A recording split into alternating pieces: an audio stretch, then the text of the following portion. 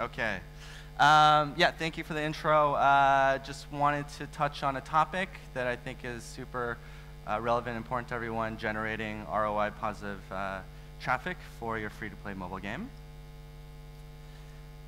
First, a little bit more introduction on our business. As Pepe mentioned, I'm running the Asia business for Uplift. We are a company that's about 2 years old. We are based in Berlin with offices in San Francisco and Korea. And so each office is fully operational, running campaigns across the world. And to date, we are working with over 120 game publishers from around the world, generating lots of positive ROI campaigns. In our office in Korea, we are servicing the entire APAC region. We started focusing on Northeast Asia a year ago, and we have been growing fast into Southeast Asia currently. So a little bit about user acquisition. So we have seen over the course of the past few years 3 different waves of user acquisition. And you can see right here, the first wave was about 3 years ago in 2011, and then we saw the next wave in 2012, and we're currently in the 3rd wave. And how do we distinguish between these different waves?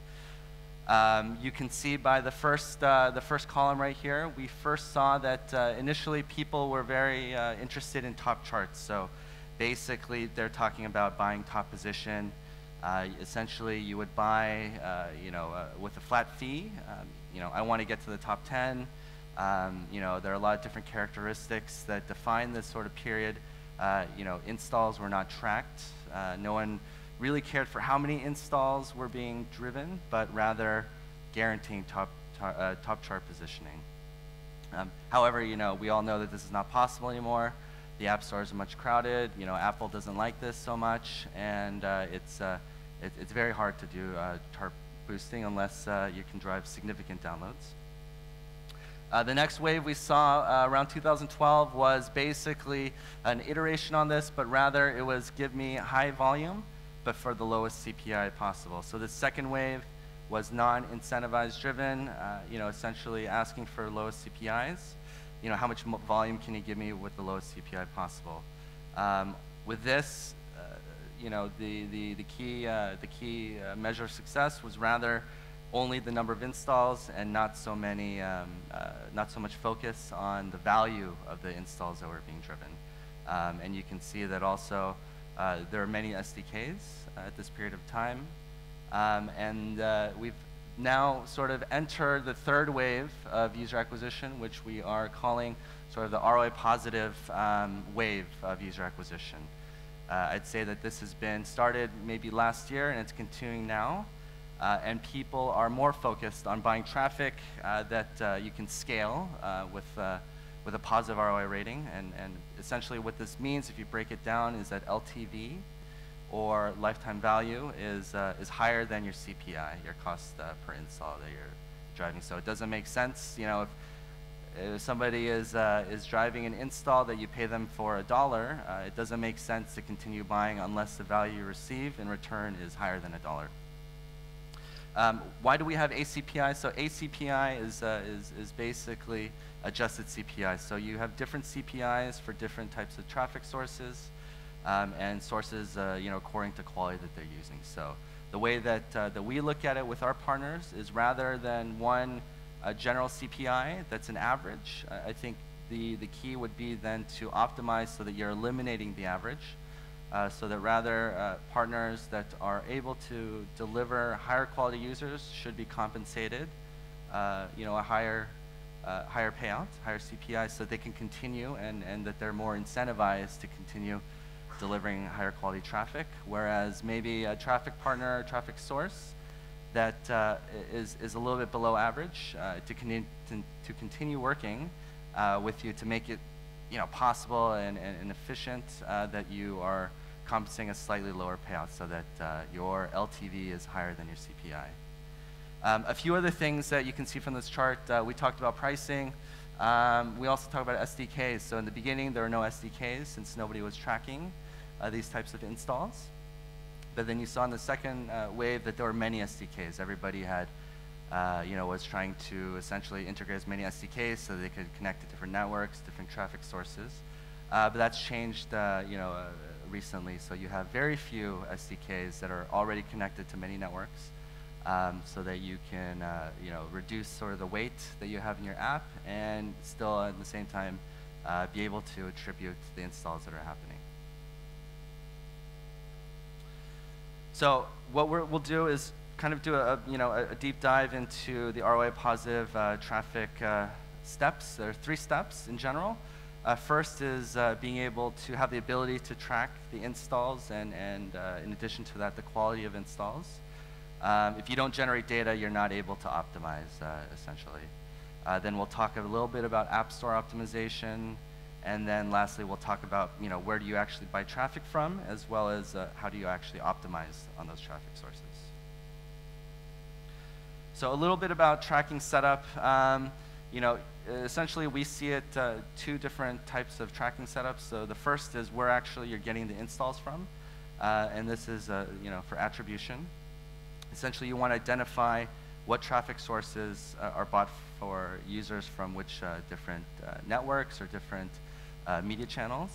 And important here to also differentiate between paid users and non-paid users. There are two basic methods, the fingerprint method as well as identifiers.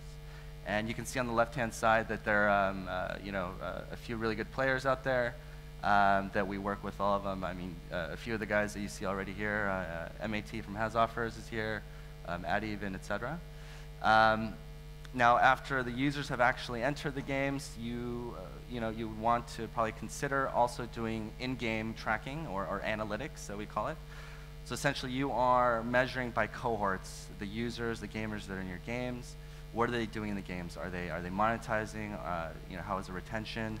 What are they doing exactly? And essentially, you can work with other partners that specialize in this. They have products that can measure, they can track what different cohorts are doing.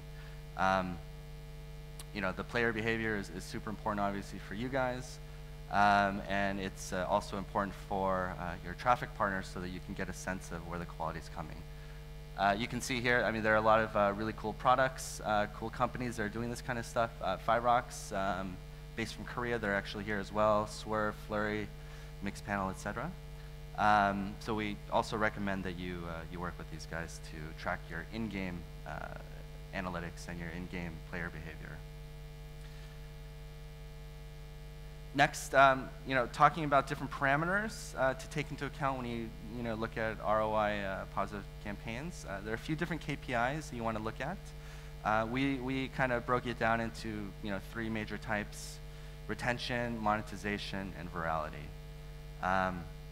What do we mean by retention? So D1, D7, 30-day, etc. These will vary a lot by different genres, obviously.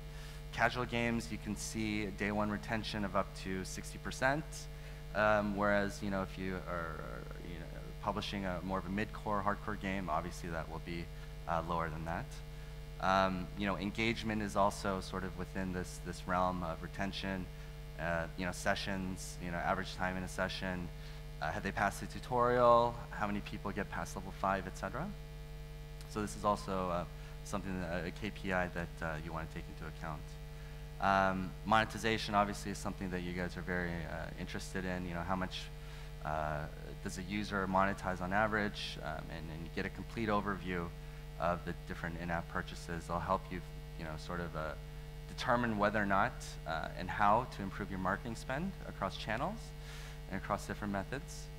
And then finally, virality, which is a little bit harder to track, but essentially you're trying to figure out how many organic or viral installs that you're getting from a particular user that you've paid for. So for example, maybe up to 50% of new users for every paid user that you've been able to drive will come from different things like Facebook shares, SMS, email campaigns where you can sort of embed a tracking link behind. So it's a little bit harder to track, but there are ways to do that. And all of these sort of KPIs fit into this user lifecycle that we've put out forth. So basically, we've talked about retention, monetization, how virality will generate additional user acquisitions from organic downloads. The next step that I want to outline here a little bit is App Store optimization. First question, why is it interesting to optimize your App Store presence?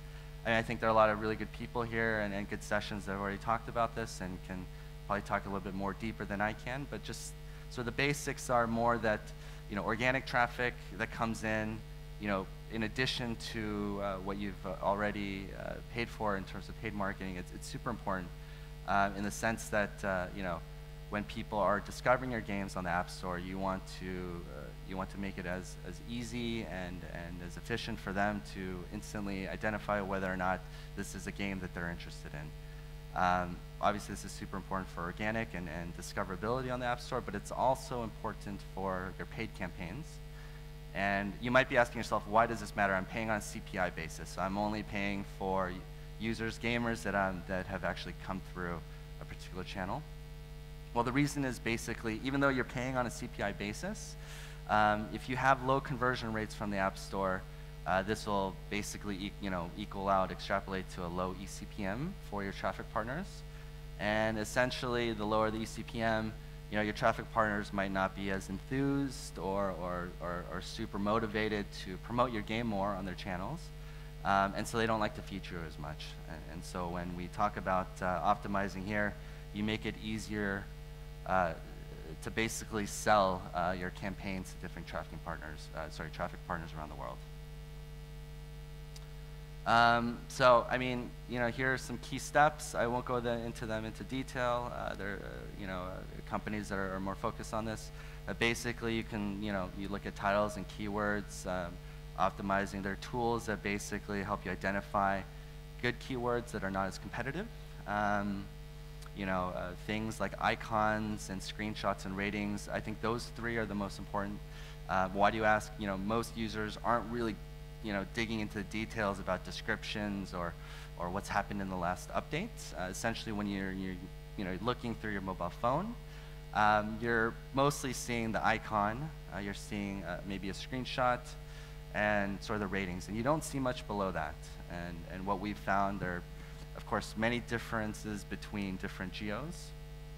So, for example, we've done A/B tests with partners who are Asian publishers that have published in the US and other Western markets. And one tip here is that essentially, screenshots that we see from Asian publishers are more character-driven. They're more based on showing what kind of characters are in the games, and they're featured a lot more prominently. Whereas in the West, you're seeing more screenshots that convert better, that are more focused on gameplay. So screenshots that really capture how the game is actually played, that gives the user a sense of, what will you actually be playing. So there are, nuances and differences across markets, and these are also things to consider when you're publishing in different geos.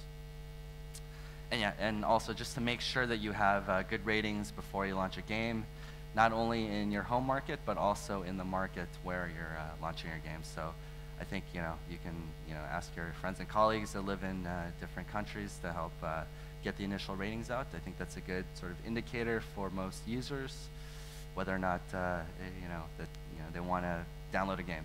It makes it a lot more interesting and positive experience for them.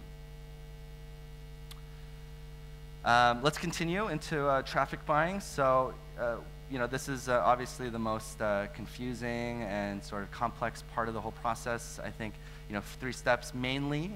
One, make sure that you pick the right traffic sources to promote your games. Number 2 is you want to make sure that you are presenting your campaigns and your games in the right possible manner. And then third, you want to be able to optimize well. So what do I mean by right sources? There are a few different ways to obviously promote your mobile games. In-app, 2 options. You have game. In actual mobile games, you can place your advertisements there, as well as non-app games. So these can be utilities, travel, entertainment, etc. And it's just really trying to figure out what makes sense for your game title and what kind of traffic source. In general, we found that you can target lifestyle apps and they convert quite well. And you can do really good targeting through this method. Lastly, secondly, mobile web is also very interesting since they integrate a little bit more editorial content through blog reviews, game reviews. If you have the right reviews, sort of the users that are already downloading are pre-qualified. If they've spent time reading a review of your game so they understand what the game is, what they're getting into, you'll usually find that the quality of gamers that are coming through mobile web from reviews, editorial content is quite nice and quite higher. And obviously, you need to use the fingerprint method since you can't get a device identifier from this method. And then lastly, setting up the campaigns in the right way. You want to make sure that you're addressing the users appropriately. So there are a few different methods to really drive downloads from different channels. We talked a little bit about the incentive, performance, and non-intrusive. Well, non-intrusive not yet, but we talked about performance-based. Essentially, buying on a CPI basis so that you're taking on less risk, so that you know that when you're paying for user acquisition costs, that you're being compensated with the user in return. We talked about non-incentivized. Essentially, making sure that you're buying high-quality users. There are, of course, needs and instances where maybe chart boosting is something that you want to get to the bursting to get to the top of the ranks is valuable, but at the same time you really want to ask yourself whether or not the ROI that you're getting in return for your incentivized downloads makes sense, and perhaps maybe a combination of both work well, but maybe sustained campaigns are really where you're driving the value from. And lastly, I'll go into non-intrusive in a little bit more detail, but you want to make sure that you're targeting your potential gamers in the right way, so not showing these flashy banners that pop up in your face too often, making sure that you're really presenting your game in the most attractive and best spotlight. So let me highlight here. This is an example of a campaign we're running from one of our partners that has integrated our PlayAds SDK. This is a French app. It's called Closer. It's like a celebrity, like a people sort of a map. And essentially, they've got a section. I don't know if you can see so well, but there's a section that says GIFs. And essentially, you click on this. It takes you to the next panel where you have a selection of different GIFs that you can click on. Once a user clicks on this icon of a gift, you get this scratch screen, which is very closely integrated to the overall feel of the app. Since this is more female oriented, we've got the color scheme that matches the actual title of and the icons and the overall feel. And essentially, what you're doing is, as a user, you are scratching away the screen to simulate opening a game. Opening a gift. And basically, it's like discovery. They feel like they're being surprised, and it's a really cool method to take them through the entire process, the funnel. And you can see that the metrics here are quite nice. Click-through rates are 13%, which is, I think, phenomenal, as well as conversion rates and eCPMs that do very well for publishers. I just wanted to show you guys one more example. This is actually, I think, the first time that we're really showing this to the public. This is part of our native API product launch. So with AppLift, we've been sort of closed testing a new product that we're calling our native API exchange. Essentially, this is it's a really cool method to really introduce a lot of different campaigns to users in a very unobtrusive fashion. So I know native ads, it's a really hot topic over the past months, year. What we've done essentially is built out a product that is based on an API rather than an SDK. Whereas I like to explain that SDK, we're giving you you'd be given maybe a tool built out of Lego products that it's already been built. With the API, rather, we give you the Lego blocks individually. You take them, you assemble them the way you would like to. So this is one of our partners. They're actually based out of Singapore. They've got a really cool game. It's called Happy Mall. Essentially, this is a restaurant mall management type of game. And what you'll see when I play the video is how they've integrated, and I'll talk a little bit about it. You can see that this is your restaurant app. You build different stores. Here's a hamburger shop.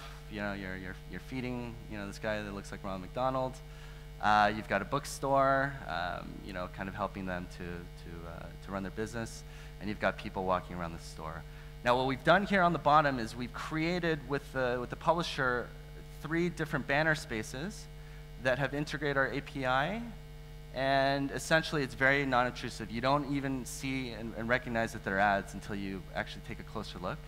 Once you click on it, a very native ad pops up with the icon, the name. We all now have descriptions that you can pull, and when you click on it, it takes you to the App Store. And now what we've done, what's really cool about this product is that essentially the call to action, the feel of it is super integrated to the rest of the story. And Isabel is obviously the name of the mall operator. And what it does is also optimizes on eCPM basis so that you're showing different ads to people during different sessions with different offers that might be interesting to them. So basically in detail, here's a little bit more detailed screenshots. What we can do with this is it's super flexible. So it's an API product. One example that we thought of was having a car drive by with on the side of the car, having a billboard for an ad. Another way would have been maybe we thought about was building an actual restaurant that serves ads literally, maybe on a menu. There's the game icon with the title and the name, et cetera, et cetera. So what we're doing is we're really empowering publishers to be as creative as possible, and you can do this with ad formats like this. It could be more like a newsfeed type ad that you see Tango and very much like a Facebook or Twitter feed. But what it boils down to is just really integrating along specific sort of parameters that are more at home with the actual game or the different media, and then basically making it so that you're giving them a really good experience so that they're not, users are not feeling like they're being inundated with flashy banners, ads, etc. So this is something that's really cool that we're rolling out, and happy to talk about that a little bit later. But back to the basis of the talk. So essentially, going back to traffic sources, you want to be able to really understand what the real costs of your acquired users are, and so obviously CLV or LTV should be higher than eCPI. And why do I write eCPI here? Essentially, there's a CPI that you pay, but there are many things that are driving up and down essentially the CPIs that you're paying for. So for example, let's say what's driving down eCPI, basically virality, the K factor, which I mentioned before, coming through Facebook shares or SMS or emails, et cetera, et cetera. And so these guys are sharing with their friends, but also additional organic downloads, installs that you get from just being on the App Store. Different things that will increase, essentially fixed costs, HR, human resources to do this, to set up your campaigns, tracking, etc. But also, free promotions that you might be giving away in a game. Maybe you're giving away for a limited time, different items or free lives, etc. So these are things that you need to really imagine, as a user cohort, if you're spending a certain amount of money, really figuring out what the actual eCPI is. Yeah, I mean, this is a fancy formula, but it basically, what it boils down to is understanding different proxies that you can approximate for user quality down the road. Retention, D1, maybe from your historical track record, if a retention is X% after 7 days, usually the user quality is great. And you can use these proxies to buy efficiently going forward in the future. Sorry, I think my time is getting ready to be up. So I'll kind of wrap it up quickly. So just 3 easy steps that we talk about when we want to work with partners to launch. Essentially, get all your SDKs integrated, analytics, attribution, etc. Think about if you want to monetize through an SDK or an API, etc. Second, a few weeks before launch, make sure that you're setting up your campaigns with the right partners, prepare your creatives, you get tracking, set up, operations, optimized, and then of course, once the game is live, continuously monitoring and optimizing so that you can really make sure that you're maximizing your LTV. Anyway, that's my time, and happy to answer any questions afterwards. Or we have a booth in the corner, 411, and yeah, thank you. Appreciate it.